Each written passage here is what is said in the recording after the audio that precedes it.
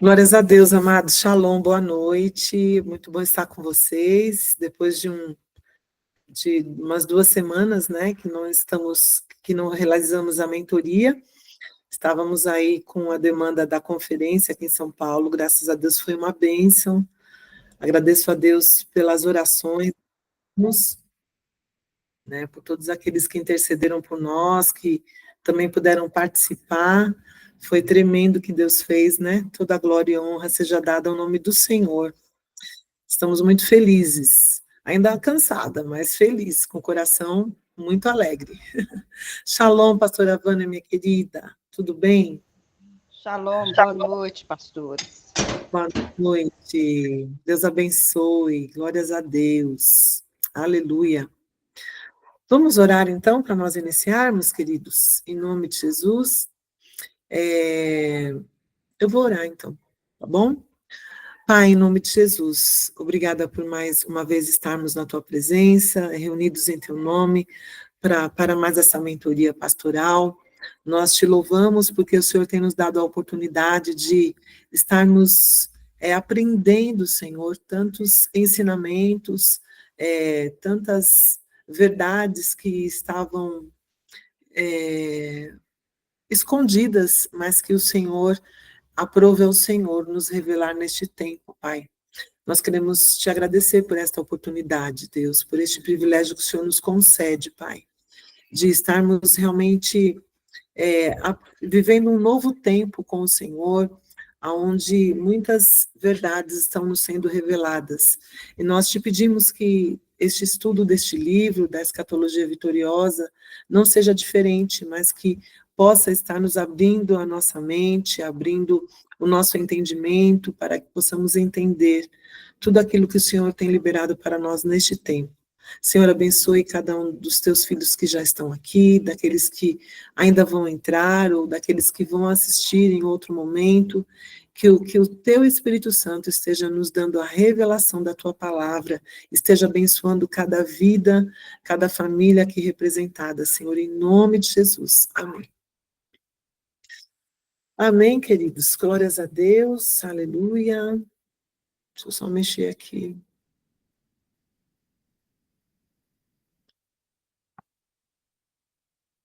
Se vai dar certo aqui. Júnior. Shalom, Júnior, querido, boa noite, tudo bem? Seja bem-vindo em nome de Jesus.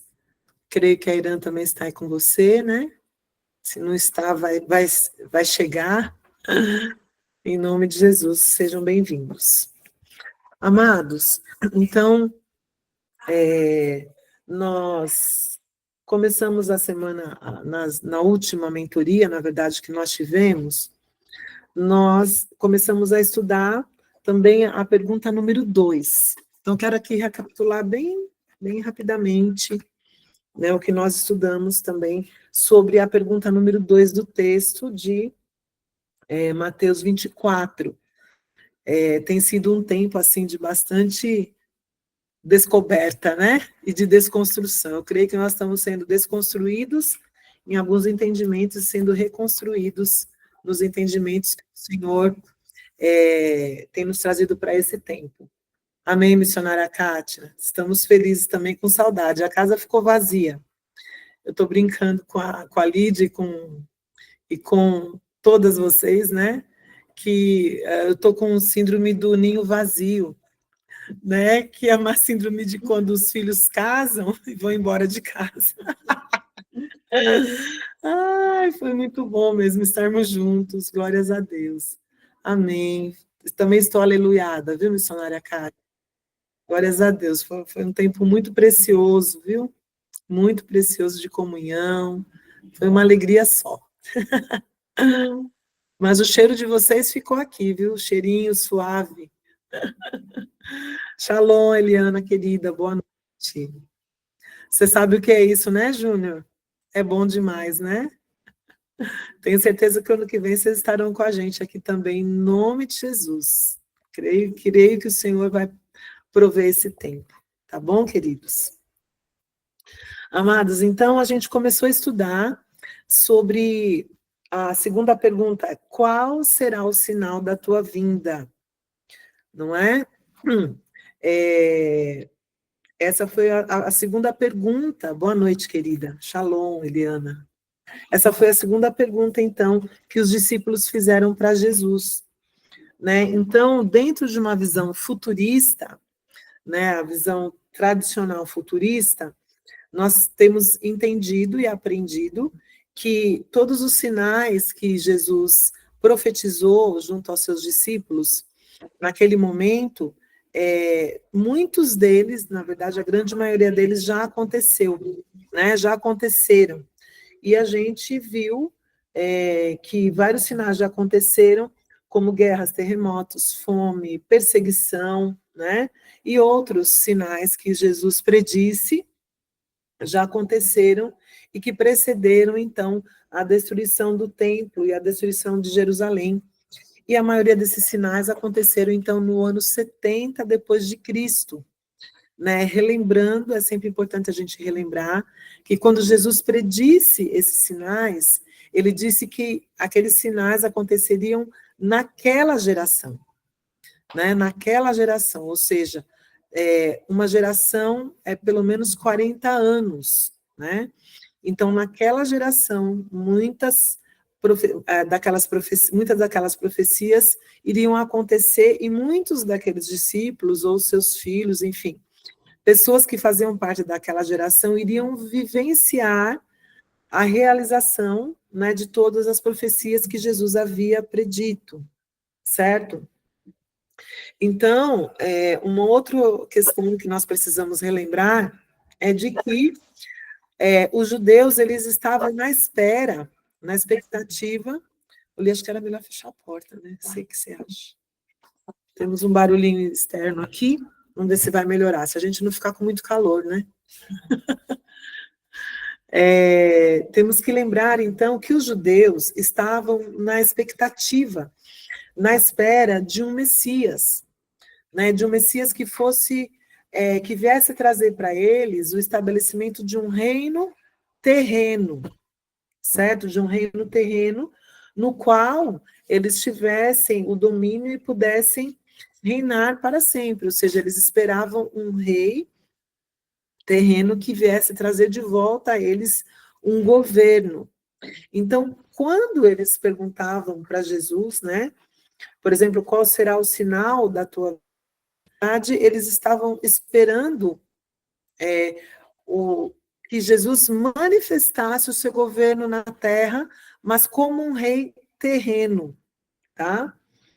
Então, nós vimos ali que, na verdade, o verdadeiro significado da pergunta, quando eles fazem a pergunta, quando entrarás no teu reino, perdão, qual será o sinal da tua vinda? Eles estão perguntando, na verdade, quando entrarás no teu reino? Quando assumirás a tua posição e te revelarás como rei? Shalom, Ângela querida, boa noite. Deus abençoe. Então, nós vamos agora entrar no entendimento de algumas expressões também que são comuns e que eram utilizadas quando algumas profecias eram ditas, com algumas expressões comuns para aquele tempo, para os judeus e para aquele tempo também de Jesus. Algumas expressões que para nós não são muito comuns, mas que nós fomos condicionados no ensino de que nós deveríamos entender essas expressões ao pé da letra.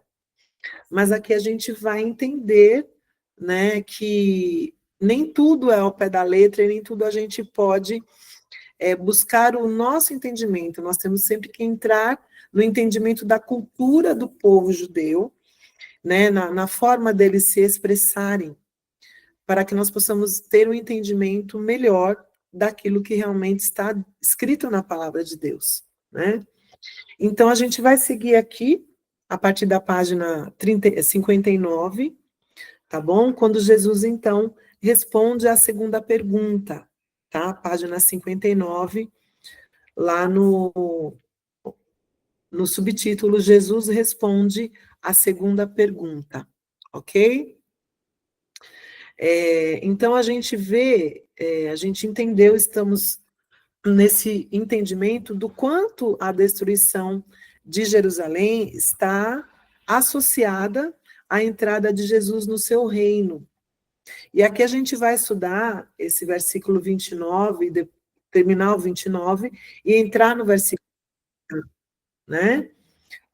Bem esmiuçadinho, tá bom? Shalom, Irã, querida, boa noite, Deus abençoe. De forma bem detalhada, ok? Então, é útil ver o quanto a destruição de Jerusalém está intimamente associada à entrada de Jesus no seu reino. Porque Mateus 24, 29, Jesus diz o quê? Logo em seguida à tribulação daqueles dias. Então, nós sabemos que a tribulação daqueles dias diz respeito à destruição de Jerusalém. Então, os discípulos precisavam entender que os sinais que estavam preditos por Jesus aconteceriam em seguida à destruição de Jerusalém, né? E aí os discípulos poderiam entender e saberiam que Jesus havia entrado no seu reino, mas não no reino físico, não no reino deste mundo, mas no reino celestial. Então, ele fala sobre essa entrada no versículo seguinte. Aí Mateus 24, 30 diz sobre o sinal do Filho do Homem, né? Que diz assim, a primeira parte do versículo 30, né? Então aparecerá no céu o sinal do Filho do Homem. Então, os mestres, né, os estudiosos da escatologia futurista, eles olham essas palavras de Jesus e, na verdade, visualizam Jesus aparecendo no céu e voltando para a terra. E esse foi o entendimento que todos nós tivemos, né? Aprendemos dessa forma, que esse texto dizia sobre a volta de Jesus. Mas, na verdade, a gente vai ver que ele não fala exatamente da segunda vinda de Jesus.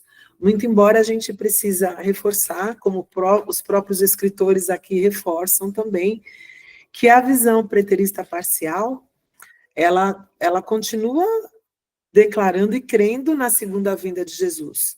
Nós só estamos apenas entendendo, estudando sobre esse texto, né, de Mateus 24, e esmiuçando cada parte, para que a gente tenha o entendimento real, né, de todas essas profecias que Jesus declarou, tá bom? Então, esses mestres futuristas olham para essas palavras que dizem, então aparecerá no céu o sinal do Filho do Homem, e visualizam Jesus aparecendo no céu, né? Porém, a gente precisa observar o seguinte, que essa primeira parte não está dizendo que Jesus aparecerá no céu, está dizendo que aparecerá um sinal no céu. Claro que no decorrer do versículo também vai dizer que Jesus aparecerá, mas nós vamos estudar pedacinho por pedacinho desse versículo para o nosso entendimento ser total. Então, ele está dizendo aqui, os escritores, né, estão dizendo que um sinal é semelhante a um cartaz que declara alguma coisa. Então, quando a gente quer chamar a atenção de alguém sobre algo, a gente faz um sinal. Hoje, por exemplo, eu coloquei no grupo da mentoria de manhã que hoje teríamos a mentoria à noite. Aí, quando foi à tarde, eu coloquei de novo o convite, né? Coloquei de novo o aviso, né, de que teríamos a mentoria. Estamos estudando o livro Escatologia Vitoriosa, e a partir de tal página, a partir da página 59. Aí, mais tarde, um pouquinho, eu já coloquei o link da mentoria. Então, sempre a gente, um sinal nos aponta para algo que vai acontecer, certo? Nos aponta para algo que precisa, que a nossa atenção precisa se voltar para o que vai acontecer. Então, qual que é o sinal, né? Que sinal é esse? É o sinal do Filho do Homem, na verdade, nessa primeira parte, não é Jesus que vai aparecer, mas é o sinal do Filho do Homem. Aí ele começa dizendo, né, os escritores dizem que, na versão King James, de Mateus 24:30, diz assim: então surgirá o sinal do Filho do Homem no céu. E aí, mais uma vez, numa leitura mais detalhada desse versículo, nos leva a ver que não é Jesus quem aparecerá, mas sim o sinal. E o que esse sinal vai indicar? Que o Filho do Homem está no céu, né? Que ele sentou-se no seu trono e ele venceu. Então, isso nos traz um entendimento bem diferente, né, do que nós havíamos aprendido. Porque, na verdade, como os judeus esperavam, né, um rei físico, um rei que pudesse reinar nessa terra, eles demoraram um pouco a entender que Jesus veio, sim, como Filho de Deus, como Salvador do mundo, e que ele era o Messias, e que a ascensão de Jesus aos céus significava que Jesus, então, havia voltado para os céus, onde é o seu lugar, e que todo poder, governo, majestade e autoridade havia sido dada por Deus a Jesus. Então, sim, Jesus exerceu, tomou posse do seu reino ao subir aos céus. Então, nas versões King James e também nessa New American Standard Bible, da Bíblia na língua inglesa, referem-se ao Filho do Homem no céu, usando palavras diferentes. Vamos aqui destrinchar também esses significados. Então, a versão King James diz que ele aparecerá no heaven, que é o terceiro céu, que significa o terceiro céu. Ao passo que na New American Standard Bible se refere ao Filho do Homem no sky, que é a abóbada celeste, né? A visão que nós temos do céu. Na verdade, as duas versões estão corretas, porque a palavra grega, ourano, pode ser traduzida, dando a entender qualquer uma dessas duas formas, ok? Então, nós podemos entender esta questão de que aparecerá no céu, quando fala aqui de céu, tanto do céu que nós enxergamos, essa abóbada celeste, quanto no terceiro céu, que é onde Jesus reside. Entretanto, né, se a palavra céu se referir à abóbada celeste, nós podemos visualizar Jesus em meio às nuvens. Então, aí é uma visão literal da presença de Jesus em meio às nuvens. Por outro lado, se entendermos que Jesus está no terceiro céu, nós podemos visualizar, então, Jesus com o seu Pai, assentado em seu trono. E é essa visão no terceiro céu que corresponde à entrada de Jesus no seu reino. Então, é essa visão, na verdade, que a escatologia vitoriosa preterista parcial entende, né, como o significado dessa parte desse versículo, que Jesus realmente deu entrada nos céus, no terceiro céu, e no seu reino, e ele já está no seu reino. Nós sabemos que nos desdobramentos desse ensinamento, a gente também foi ensinados, nós fomos ensinados a crer que nós vamos subir e vamos reinar com Jesus no céu. Mas, na verdade, nós sabemos, a palavra de Deus diz que haverão novos céus e nova terra, que quando Jesus voltar, na sua segunda vinda, nós vamos reinar com ele na terra. Então, a gente precisa renovar o nosso entendimento para essas coisas, né? Para esse ensinamento, porque eu sempre vou repetir aqui o que o próprio texto diz, que muitas coisas que Jesus predisse, Jesus disse que aquela geração veria essas coisas acontecerem. Então, aquela geração, como os próprios discípulos, viram que Jesus voltou para o seu reino, voltou para os céus, voltou para o seu reino. Então, nesse momento aqui, Jesus não estava dizendo da sua segunda vinda, ele estava dizendo que ele voltaria para o seu reino, que é nos terceiros céus, junto com o Pai, junto com Deus. Ok? Então, se a gente se colocar no lugar dos discípulos, né, há 2000 anos atrás, sentados ali no Monte das Oliveiras, junto com Jesus, a gente precisa voltar nesse lugar aqui e tentar imaginar o que eles estavam perguntando, como eles estavam se sentindo e o que eles estavam entendendo sobre Jesus. Na última mentoria, nós entendemos, porque o próprio texto diz que eles ainda não estavam totalmente convencidos de que Jesus morreria, de que ele ressuscitaria, de que ele voltaria para o Pai. Eles não tinham esse entendimento total de que Jesus voltaria para o Pai e que isso significaria ele voltar para o seu reino. Né? Então, há 2000 anos atrás, o entendimento deles era como?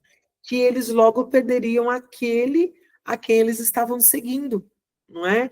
Ele iria morrer. Depois que Jesus subisse ao céu, como que eles saberiam que ele realmente havia chegado lá? Como eles saberiam que ele havia recebido toda a autoridade sobre o céu e a terra?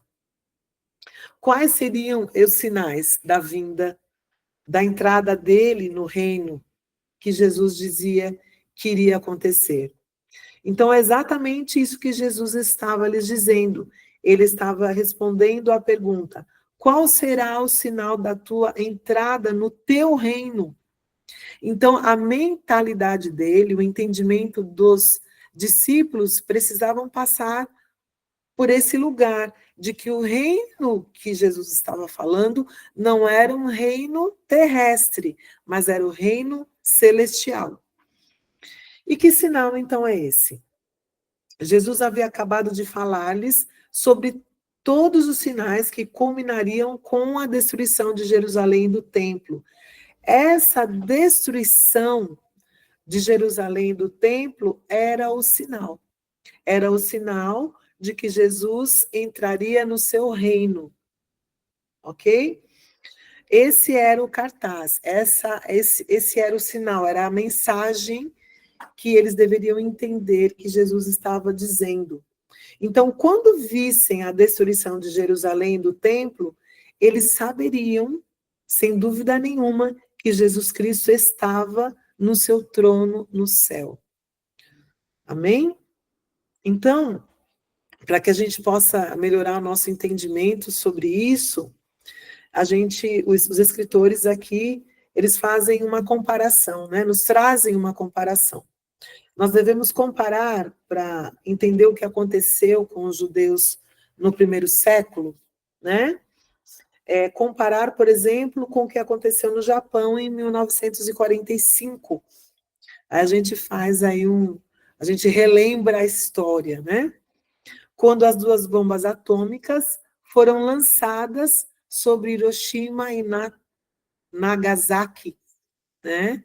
Creio que todos nós aprendemos isso na escola, ouvimos falar de quão destruidor foi, né, para Hiroshima e Nagasaki, quando as duas bombas atômicas foram lançadas sobre essas duas cidades. A destruição foi total, né? Aquelas duas bombas, então, dizimaram aquelas duas cidades, né?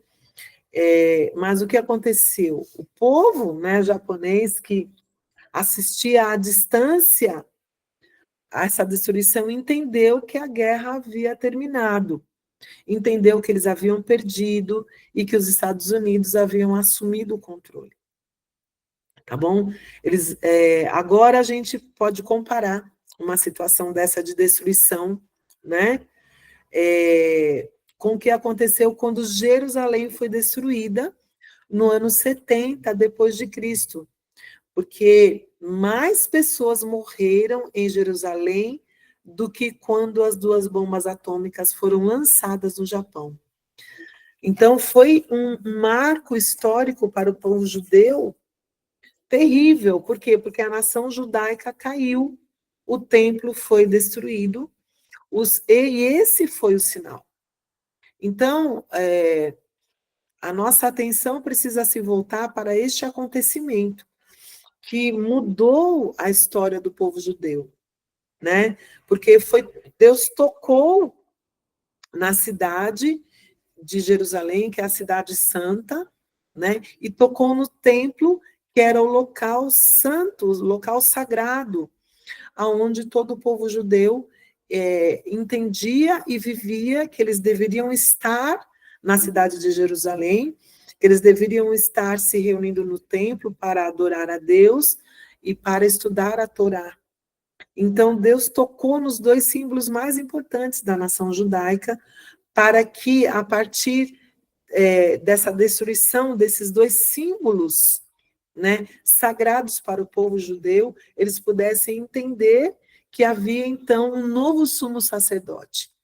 Então, o local do templo sagrado deixou de ser o local físico do templo de Jerusalém, deixou de ser o local de adoração, porque a partir de Jesus, né, quando o seu povo, né, quando houve ali a descida do Pentecostes, nós passamos a ser o templo de Deus. Então, por quê? Porque o Espírito Santo habita em nós, então nós passamos a ser o templo de Deus, porque o Espírito de Deus habita em nós. Então, nós somos templo do Espírito Santo de Deus, e o templo, então, foi destruído. E com a destruição do templo, foi destruído todo um sistema religioso judaico. Esse sistema religioso do judaico chegou ao fim. Precisava haver um rompimento, né, de toda uma tradição legalista, de toda uma tradição. Por isso que Jesus fala que a partir dele foi construída e foi selada uma nova aliança, né? As pessoas já não podiam mais se aproximar de Deus através do templo com sacrifícios e animais, né? Havia então um novo sumo sacerdote, que é Jesus. A pedra que os construtores haviam rejeitado havia se tornado a pedra angular, ou seja, a pedra principal, a pedra base, né? Havia um novo templo sendo construído com pedras vivas, e esse era o sinal de que Jesus havia entrado no seu reino. O trono, então, de Davi havia sido elevado ao céu, e a partir dele, Jesus Cristo governaria sobre o seu reino eterno, né? Então, houve uma mudança. A palavra de Deus nos diz, né, quando Jesus morreu, a palavra de Deus diz que o véu foi rasgado, e aí nós podemos entrar, né, diante de Deus, podemos nos apresentar diante de Deus com ousadia. Por que com ousadia? Não com a nossa ousadia, mas porque Jesus nos permite entrar diante de Deus com ousadia, porque Jesus abriu o caminho. Então, o templo foi destruído para que Jesus pudesse ser visto como o caminho. Por isso que Jesus disse: eu sou o caminho, eu sou a verdade, eu sou a vida. Ninguém vai ao Pai se não for por mim. Então, todo o sistema religioso foi destruído para que Jesus pudesse se apresentar e pudesse ser reconhecido como sendo Yeshua, o Salvador, o Messias esperado, e como sendo o caminho que nos reconectaria novamente com o Pai. Amém? Então, por isso que a palavra de Deus nos diz, e nós cremos que o reino de Deus é um reino de justiça, é um reino eterno, é um reino que jamais acaba. Então, amados, eu acho muito precioso quando um judeu, por exemplo, se converte, porque como ele tem na sua própria existência todo o ensinamento da palavra e da Torá, na sua cultura, ele tem todo o conhecimento muito profundo de Deus e dos seus ensinos e das leis e dos princípios, um conhecimento muito mais profundo do que nós temos como gentios. Quando eles se convertem, é algo tremendo, porque eles reconhecem que toda a história, todos os princípios, toda a cultura que eles viveram, toda ela apontava para Yeshua. É como nós temos aprendido também, que toda a festa bíblica aponta para Jesus. Jesus se manifesta em toda a festa bíblica, inclusive na festa semanal, que é o Shabá, né? Jesus é o próprio Shabá, ele é o próprio descanso, e toda a festa bíblica aponta para Yeshua. Então, em Jesus, acontece a plenitude e a realização de todos os princípios, de toda a lei. Por isso que Jesus disse, eu não vim abolir a lei, não vim negar a lei, porque a lei, muito embora se use a expressão a lei mosaica, mas a lei não foi Moisés que instituiu, não é verdade? Não foi Moisés que escreveu, foi Deus que escreveu, deu a Moisés e Moisés deu ao povo, né? E nós fomos alcançados pelas leis de Deus, né? Fomos alcançados pelos mandamentos do Senhor. Jesus falou: não vim abolir a lei, eu vim cumprir, né? Vim cumprir a lei em mim mesmo, né? Porque faltava a lei a graça. Por isso que a Bíblia fala que a lei não nos salva, mas a lei nos dá entendimento do pecado. Então, Jesus veio dizer que, olha, eu sou o caminho. A lei deu entendimento daquilo que agradava ou não a Deus, daquilo que agrada ou não a Deus. E ela é legítima, ela é real. Mas ela não é o suficiente para nos salvar, né? Então, Jesus veio, ele precisava destruir os símbolos que eram o templo e Jerusalém, para que o povo se voltasse e pudesse reconhecer que ele é o Messias, o Mashiach esperado. Então, quando há esse entendimento, quando muitos se converteram, judeus se converteram naquele tempo, e têm se convertido, né, que nós entendemos que são os judeus messiânicos, é maravilhoso, porque eles realmente reconhecem que Jesus é o Messias, o Salvador, não é? Então, nós precisamos continuar orando para que toda a nação de Israel se converta ao Senhor, porque esse é o desejo do Pai, não é? Ok?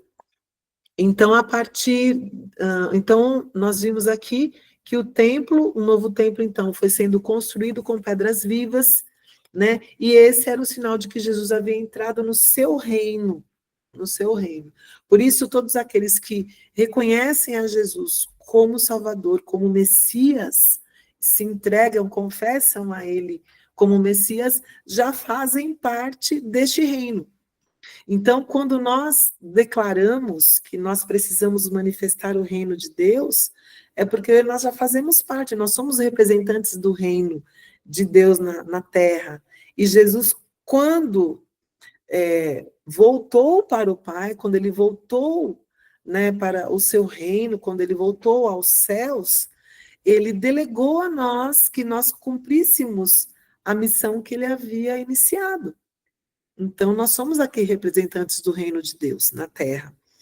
E isso não pode ser algo somente de palavras, somente de demagogia, mas precisa ser uma realidade nas nossas vidas, amém? Então, seguindo aqui, Mateus 24, 29, diz sobre os sinais do juízo. Mas antes de seguir, gostaria de saber se alguém gostaria de complementar alguma coisa, de fazer alguma pergunta, fiquem à vontade. Tá bom? Alguns de vocês entraram hoje, né? Começaram hoje, como a Mosa, por exemplo, mas eu quero dizer para vocês que entraram hoje, né? A mentoria está sendo gravada, então depois eu vou repostar os links, tá bom? Novamente no grupo, para aqueles que estão entrando hoje, né, possam também estar assistindo às aulas anteriores desse estudo, tá bom? Os outros estudos não foram gravados, mas a gente também vai ali compartilhar os livros que nós já estudamos, tá bom? Se ninguém tem nada para compartilhar ou alguma pergunta para fazer, A Moza está dando um tchauzinho, né? Amém, Moza, glórias a Deus. Então, vamos seguir, tá bom? Em Mateus 24, 29, então, fala sobre os sinais do juízo. Então, diz assim: logo em seguida, a tribulação daqueles dias, olha só, vou até repetir essa frase. Logo em seguida, a tribulação daqueles dias, o sol escurecerá, a lua não dará a sua claridade, as estrelas cairão do firmamento e os poderes dos céus serão abalados. Vou tomar uma aguinha aqui.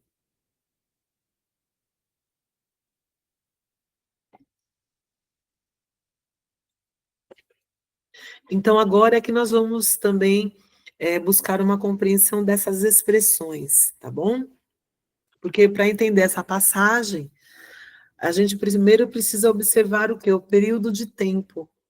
Jesus disse que essas coisas aconteceriam logo em seguida à tribulação daqueles dias. Então, a gente precisa considerar o que a gente já estudou, que essa tribulação que Jesus descreveu ocorreu no ano 70 depois de Cristo. Ok?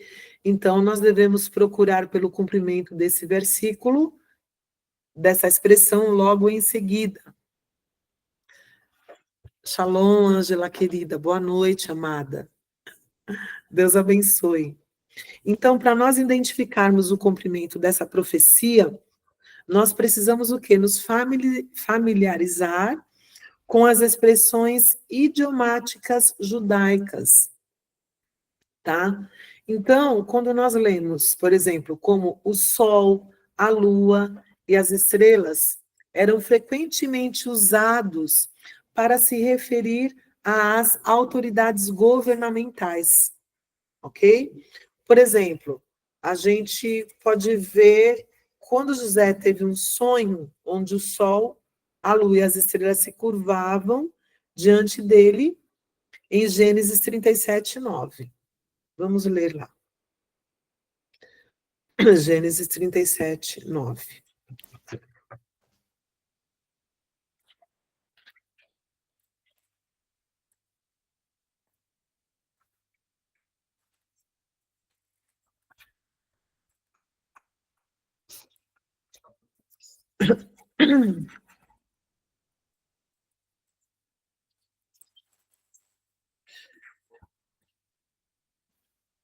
Então, vamos lá. Gênesis 37, 9 diz assim, ele, José, né? Teve outro sonho e contou-o a seus irmãos. Ouçam, tive outro sonho, e havia nele o sol, a lua e 11 estrelas que se prostravam diante de mim. Ai, deve ter sido duro mesmo para os irmãos de José ouvir os sonhos de José. Meu Deus, mas glórias a Deus, né? Porque Deus plantou no coração dele o que iria acontecer no futuro. Mas certamente quando José compartilhava dos seus sonhos, ele também não entendia o significado. Certamente ele não entendia. Mas vamos lá. Então, quando José contou o seu sonho à sua família, eles não concluíram que o sol, a lua e as estrelas se curvariam literalmente, tá?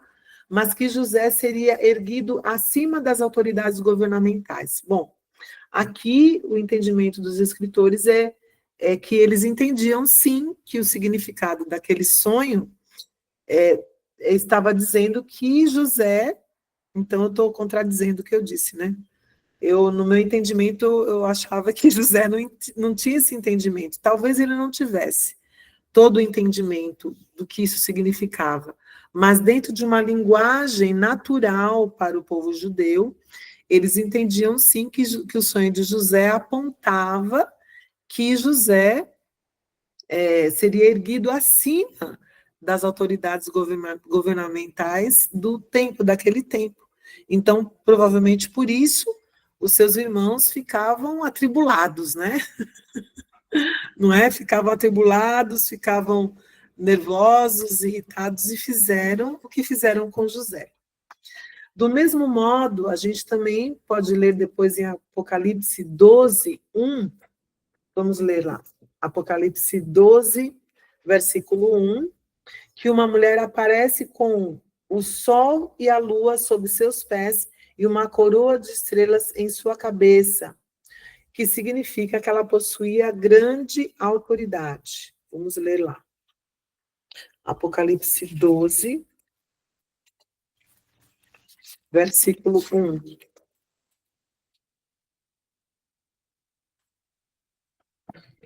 Vamos lá. A seguir, foi visto um grande sinal no céu. Uma mulher vestida com o sol, com a lua, debaixo dos pés, e sobre sua cabeça uma coroa com 12 estrelas. Então, essas palavras, né, sol, lua, estrelas, sempre aponta para um governo, para uma autoridade.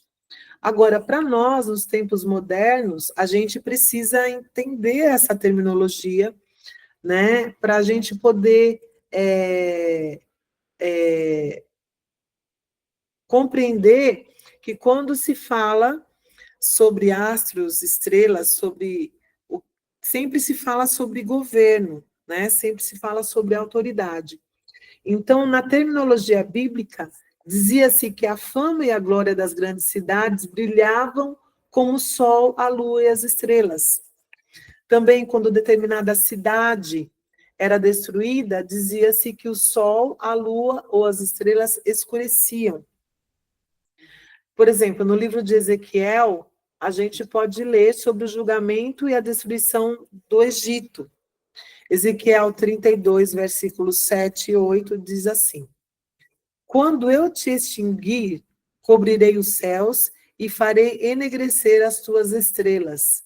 Encobrirei o sol com uma nuvem, e a lua não resplandecerá a tua luz. Por tua causa vestirei de preto todos os brilhantes luminares do céu e trarei trevas sobre o teu país, diz o Senhor Deus. Então, essa destruição ela foi profetizada por Ezequiel, aconteceu no Egito, aconteceu ao Egito. Porém, a história não diz, né? A Bíblia, mas a história, né? Não diz que o sol, que a lua e as estrelas tenham literalmente escurecido. É uma forma de expressão, é uma linguagem simbólica que tem muito significado para o povo judeu, né? Uma forma de expressão. Então, nós podemos entender isso também quando nós percebemos que os profetas, às vezes, falam usando essa terminologia apocalíptica. Podemos compará-la com as expressões dos tempos modernos, por exemplo, quando as pessoas costumam dizer, quando tragédias abatem. Por exemplo, a vida desmoronou ao seu redor. Eles puxaram o tapete debaixo deles. São expressões que nós usamos. Para nós, essas expressões são comuns. O céu está caindo, ou as luzes se apagaram. São expressões que para nós são naturais, né? Que expressam situações. Talvez seja difícil para os cristãos nossos, né, imaginarem Jesus usando esse tipo de terminologia, mas foi exatamente o que ele fez, né? Na verdade, essa é a única maneira na qual encontramos essa terminologia sendo utilizada em qualquer outro lugar na Bíblia. Era uma expressão idiomática judaica referente à destruição vindoura e à transferência de autoridade. Vamos no outro texto aqui. Vamos considerar como Isaías decretou a destruição de uma grande região ao sul de Israel, conhecida como Edom. Isaías 34, de 4 a 5, diz assim: Todo o exército do céu se dissolverá, e os céus se enrolarão como um pergaminho. Todo o seu exército cairá, como cai a folha da vida e a folha da figueira, porque a minha espada se embriagou nos céus. Eis que para exercer juízo, desce sobre Edom e sobre o povo que destinei para a destruição. Então, naquele momento da história, essas coisas não aconteceram de forma literal, como foi dito por Deus e como foi registrado, como foi escrito, né? O céu não se enrolou e se tornou um pergaminho, mas os exércitos do céu não caíram literalmente como as folhas de uma figueira, mas houve uma destruição da cidade de Edom. Então, é uma linguagem natural, uma linguagem simbólica, ok?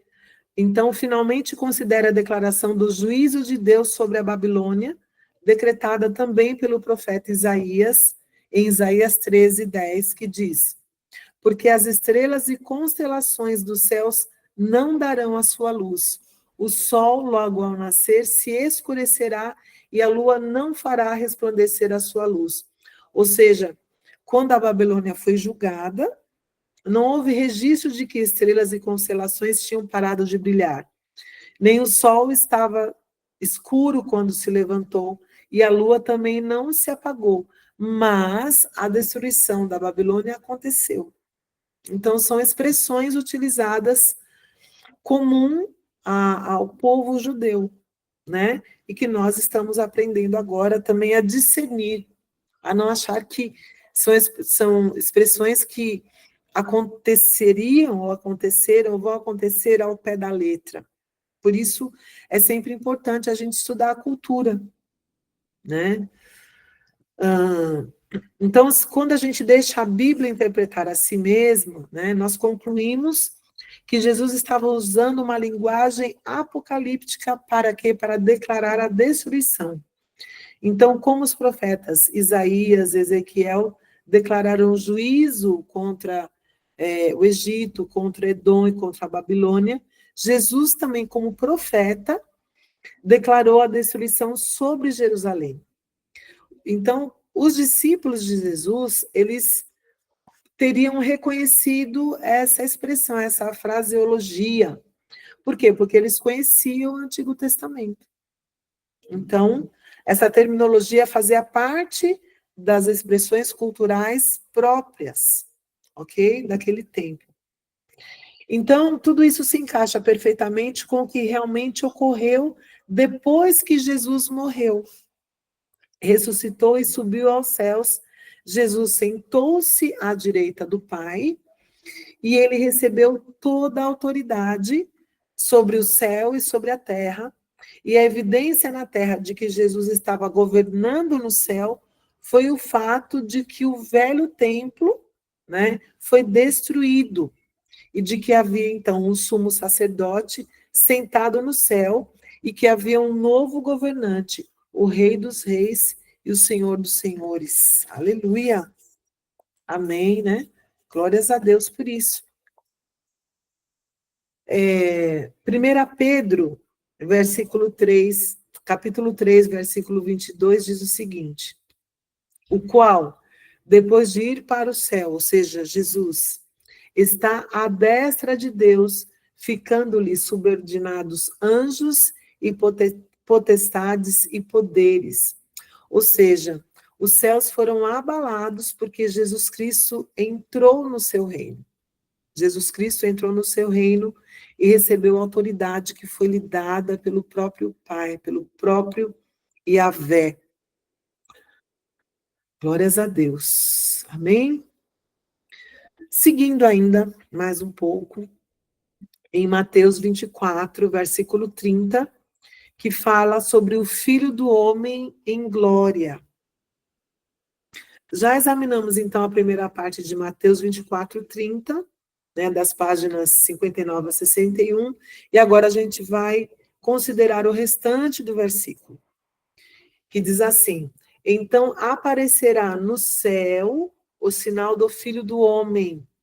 Todos os povos da terra se lamentarão e verão o Filho do Homem vindo sobre as nuvens do céu com poder e muita glória. Qual que é o significado dessa parte que diz assim: todos os povos da terra se lamentarão? Aqui, antes de seguir, eu quero só fazer um parênteses e uma recordação do livro anterior a esse que nós estudamos, como que é o nome do livro mesmo, gente? Vocês lembram, o apostólico? Como que é o nome? Quem me lembra aí do livro anterior? Quem lembra aí, amados, do que nós estudamos sobre... Reforma apostólica? Isso. Como é o nome mesmo, pastora Rafa? Esqueci o nome do livro, gente. Você falou agora, pastor. Eu falei Reforma Apostólica, mas acho que o nome não é esse, não. Não é, mas é parecido, né, pastora Rafa? É parecido. É parecido. É a reforma, o ressurgimento, digamos assim, apostólico, né? Mas esqueci o nome. Mas vocês se lembram, né, para quem estava no estudo, de que quando a gente estudou sobre que todos os povos, né? O despertar de uma igreja apostólica.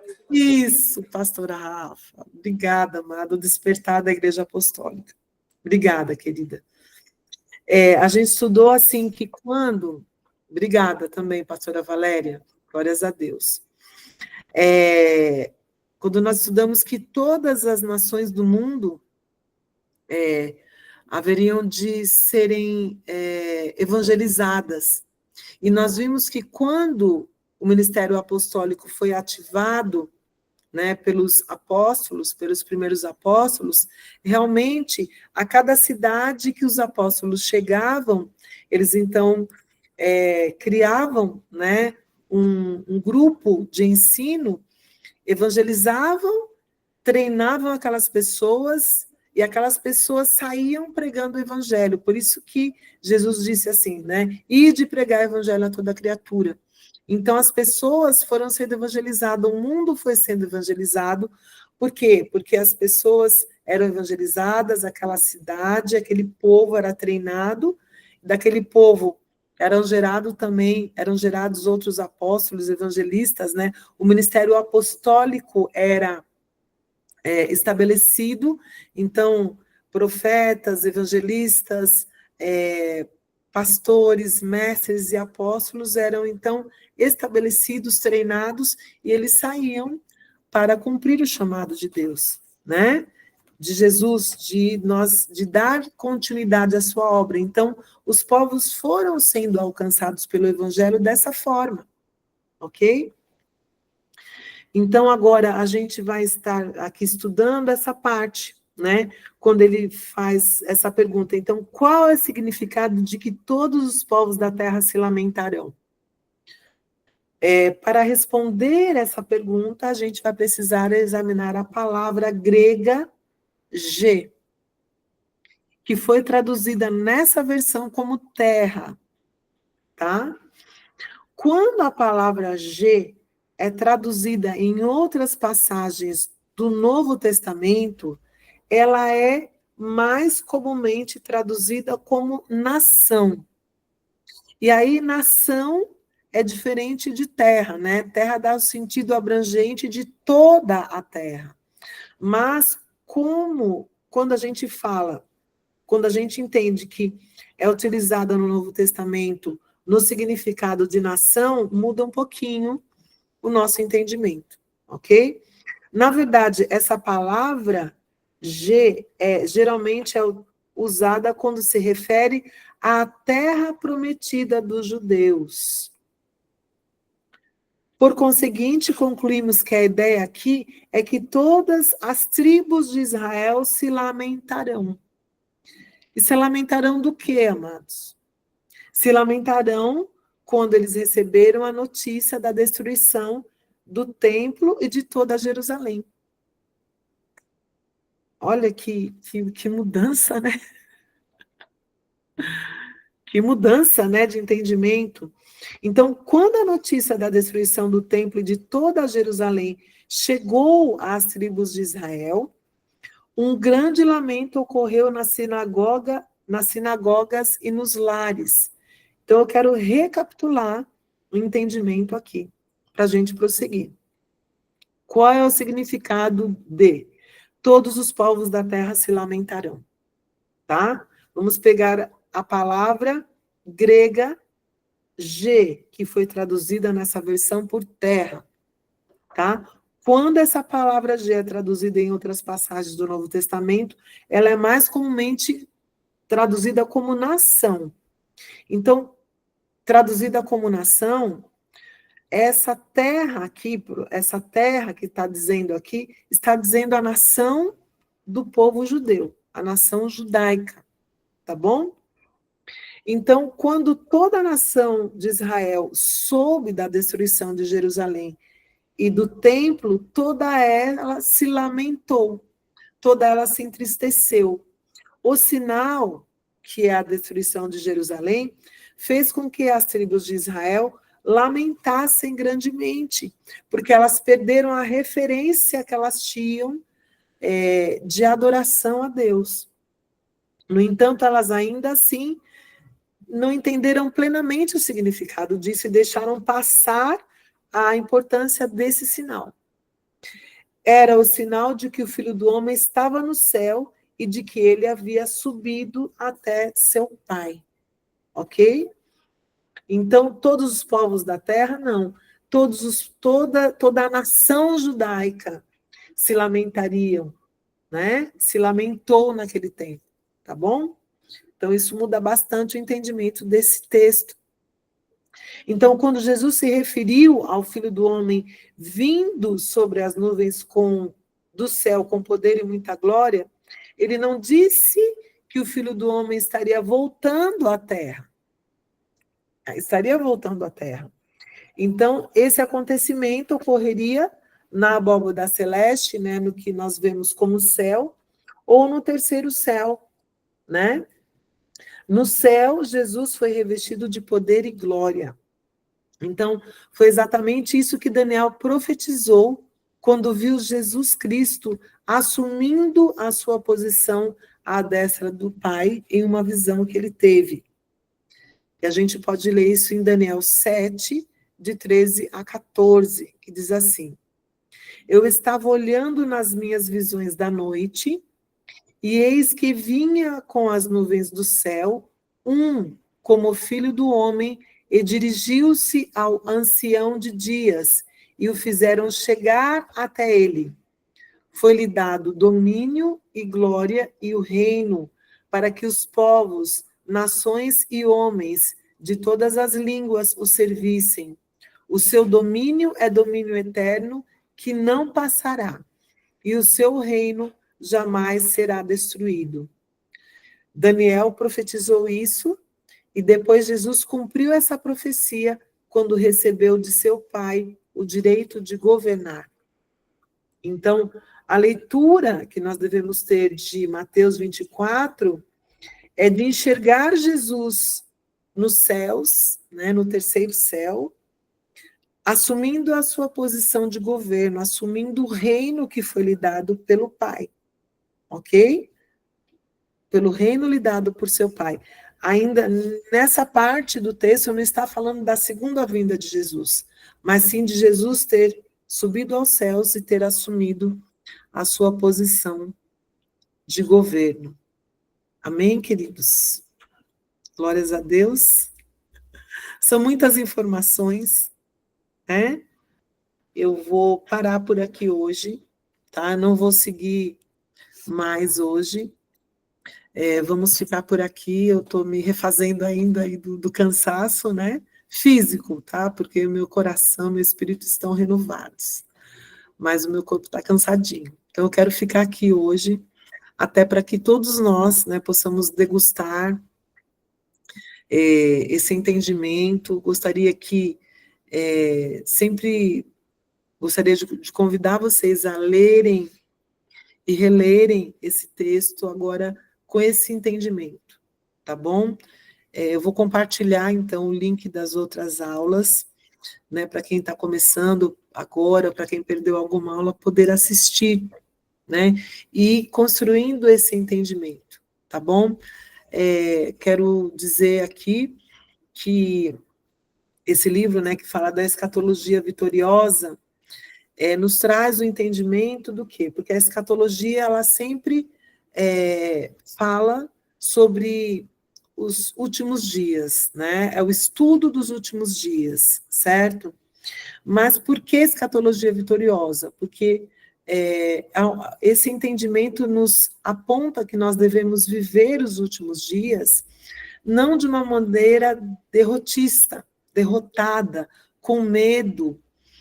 Então vou fazer isso, vou ser aquilo, porque Jesus está voltando com o temor que nos foi imposto durante muito tempo. Mas nós precisamos entender que a volta de Jesus, ela é uma bênção, porque ela vai fazer com que Jesus volte, e nós, como igreja do Senhor, como corpo de Cristo, nós vamos reinar com Ele na terra. E é vitoriosa também porque o Senhor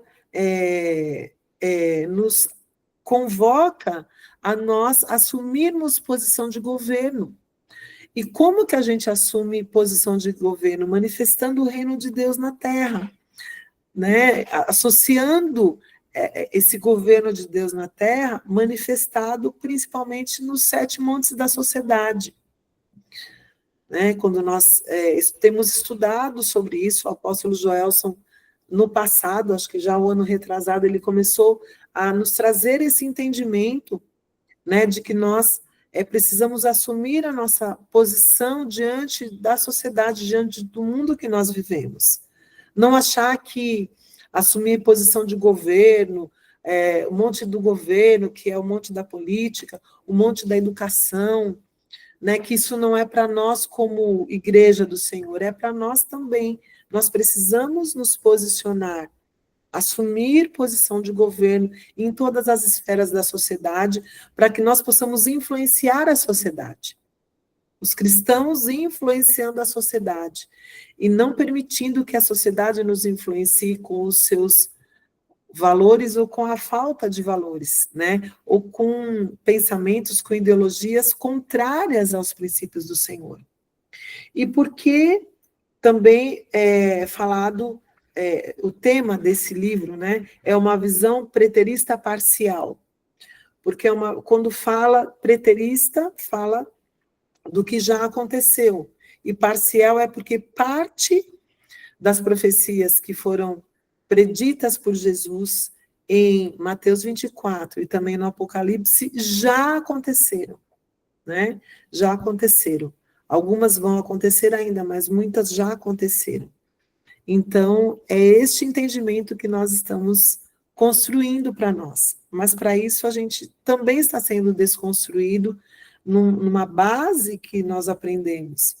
E que, dentro de um ensino condicionado, de uma escatologia futurista, que jogava tudo para o futuro, que tudo isso iria acontecer, não somente a Bíblia, né, somente na palavra, num olhar mais atento que estamos tendo agora, a gente já poderia entender que muitas profecias já aconteceram, mas a história também registrou e registra que esses fatos já aconteceram. Isso também é importante.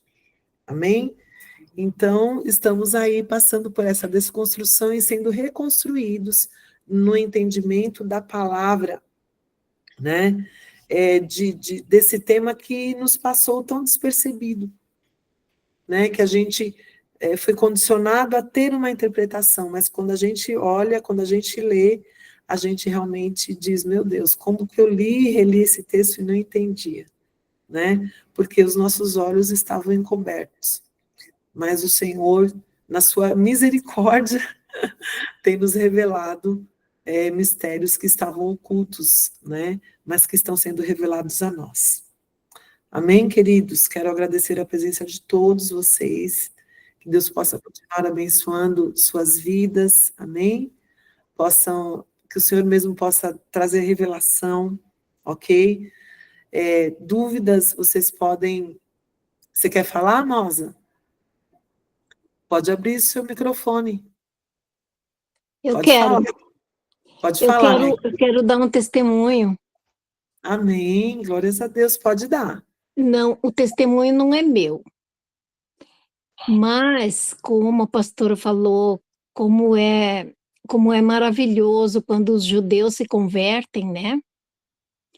Então, eu tenho um amigo que mora em Nova York, ele é pastor, chama Pastor Alex, e ele dirige um Uber lá em Nova York. E ele tem a oportunidade de carregar muitos judeus. Então, ele fala hebraico e ele tem um dom evangelístico maravilhoso, porque ele usa o Velho Testamento, ele usa a Torá e conversa com os judeus. Então, ele começa falando em hebraico e tal, e eles já vão se entusiasmando, né? E nesse período que ele está lá, ele falou de Jesus, falou de Yeshua, e ele conseguiu que 25 judeus se convertessem dentro do carro dele. E eles saem chorando e dão, assim, $50 de gorjeta para ele. Então, é uma coisa maravilhosa o trabalho que Deus está usando ele lá. Então, ele vai contando, aí eu vou anotando, porque eu até gostaria de pedir para quem puder estar orando pelo pastor Alex, para dar um suporte espiritual para ele, né? Porque é um trabalho bem difícil e ele tem, assim, uma alegria quando ele consegue transmitir, né? E as pessoas, nos profetas e nos evangelhos é mais difícil, mas é mais pelos profetas e pela Torá que ele consegue, sabe, mostrar Jesus na palavra, coisa que eles não enxergavam. Então, ele tem a Claire, a Andy, a Emma, a Giana, a Halley, Zacarias, Nicole, Hannah, Daphne, Kanki Tamura, que é um japonês, o Hannah, o Rich, Samantha, Holly, Gary, Alicia e o esposo, a Irena, a Maria, a Claire, a Maria, a Chrissy, a Susan e o Norman. Todos eles convertidos dentro do Uber dele. Então, eu fico feliz de compartilhar esse testemunho do pastor Alex. Quem puder estar orando por ele, vou ficar muito grata. Amém, moça. Meu Deus, que testemunho maravilhoso. Glórias a Deus pelo pastor Alex. Que Deus possa continuar usando a vida dele como instrumento, né? Como instrumento dele para revelar Yeshua, né? A todos que entrarem naquele Uber e também, principalmente aos judeus, né? Que bênção, glórias a Deus. Vamos orar por ele aqui mesmo, em nome de Jesus. Vamos orar. Glórias a Deus, que lindo, né? Que lindo a gente poder ouvir um testemunho assim, né? De uma pessoa que não perde a oportunidade, né? Realmente de pregar a palavra. Eu até quero aproveitar, embora não seja a motorista, né? Mas a missionária Kátia está aqui. Né, missionária Kátia? A missionária Kátia, os 2 Uberes que tomei com ela, que eu peguei com ela, e mais algumas pessoas, ela sentava no banco da frente, lá do passageiro, e já evangelizava, 2 pessoas, 2 deles já se converteram a Jesus, já fizeram oração de confissão e de entrega. Olha, é bênção, né? Glórias a Deus também. Glórias a Deus pela vida da missionária Kátia, que realmente vive o seu chamado. Obrigada, Mosa, por compartilhar, amada. Obrigada mesmo. Eu vou aqui pedir para quem? Deixa eu ver para quem orar. Ô, Júnior, você pode orar? Você pode orar aqui pelo pastor Alex? E também encerrando a nossa mentoria, em nome de Jesus? Amém. Pode orar, querido? Posso, Deus abençoe. sim. Então, ora aí pelo pastor Alex, para que ele continue sendo instrumento de salvação, tá bom? Amém, glória a Deus. Pai Santo, Pai misericordioso, Pai de misericórdia, Senhor Deus, obrigado por essa mentoria de hoje, ó Pai, por nós estarmos abrindo o nosso entendimento, ó Pai, abrindo os nossos olhos, ó Pai, para o apostólico, ó Pai, o profético, ó Pai, em nome de Jesus, Senhor Deus. Eu quero orar agora pela vida do pastor Alex, eu não conheço, e o Senhor conhece, ó Pai, para que ele continue sendo essa bênção ali em Nova York, ó Pai, naquele carro, ó Pai, pregando a tua palavra para os judeus, ó Pai, e para outras pessoas que estão naquele carro, ó Pai. Pai, que ele venha ser mais e mais ousado na tua palavra, Pai, ousado, ó Pai, no discernimento, na sabedoria, ó Pai, em nome de Jesus, ó Pai. Que ele venha ganhar mais e mais almas para ti, ó Pai, em nome de Jesus, ó Pai. Pai, agora também em prol das pessoas que estão aqui participando dessa mentoria, ó Pai, pela pastora Mira, que está à frente, ó Pai. Pai, que o Senhor venha fortalecer a tua filha também, ó Pai, em nome de Jesus, ó Pai. Que ela venha, ó Pai, ter mais entendimento, ó Pai, na tua palavra, mais sabedoria, mais discernimento, ó Pai, em nome de Jesus, ó Pai. Pai, renova as forças da tua filha, ó Pai. Ó Pai, que ela venha, ó Pai, deitar hoje, venha descansar, ó Pai, em nome de Jesus, ó Pai. Que ela venha ter um sono reparador, ó Pai, em nome de Jesus, ó Pai. Pai, abençoa que as irmãs estão aqui presentes, cada um, ó Pai. Abençoa a nossa noite de descanso, ó Pai. Em nome de Jesus. Amém. Amém. Obrigada, Júnior. Amém, amados. Boa noite. Shalom. Bom descanso a todos. Em nome de Jesus, tá bom? Então, um bom descanso, pastora. Obrigada, Júnior. Obrigada, querido. Bom descanso para todos também, em nome de Jesus. Vou parar de gravar, tá?